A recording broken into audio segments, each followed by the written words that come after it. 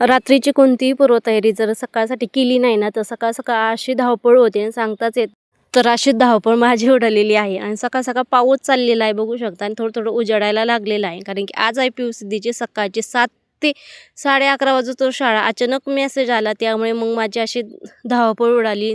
त्यावेळी लवकरच उठले होते, थोडं थोडं उजाडायला लागलं होतं. म्हणलं थोडं उजाडलं की मग गायांचं शेण वगैरे टाकता येईल, तोपर्यंत पिऊसिद्धीचं आवरून द्यायला होईल, म्हणजे पोहे बनवून होईल, चहा होईल. त्यानंतर मी एका शेगडीवरती चहा ठेवला, दुसऱ्या शेगडीवरती मी पोहे बनवायला घेतलेले आहे. कांदा परतीत आहे आणि एकीकडे हे जव्हाता आणला गन्ना तवा वेर खात तशी गंमत आहे. छान असं फ्रेश कढीपत्ता, कोथिंबीर शेतातून घेऊन येता येतं, कारण जवळच शेत असल्यामुळं गवती चहासुद्धा.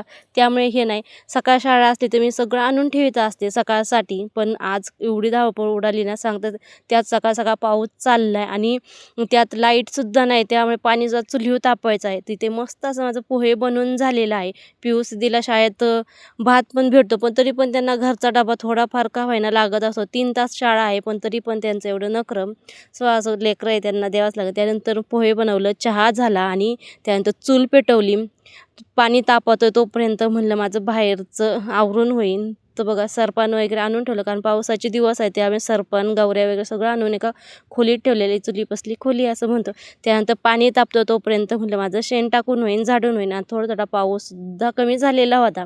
पण गाया काय उठल्याच नव्हत्या, कारण की लवकर उठले होते. त्यांना वाटलं तर आज कशी माझी मालकीन लवकर उठली शेण टाकायला.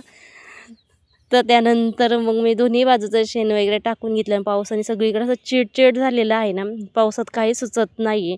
त्यानंतर मग शेण टाकलं, झाडून काढलं आणि पिऊसिद्धीचं आवरून दिलं बघा. आता चाललेले पिऊ आणि सिद्धी दोघी पण शाळेत. अशी चिडकी झालेली आहे सिद्धी, मला थांबा.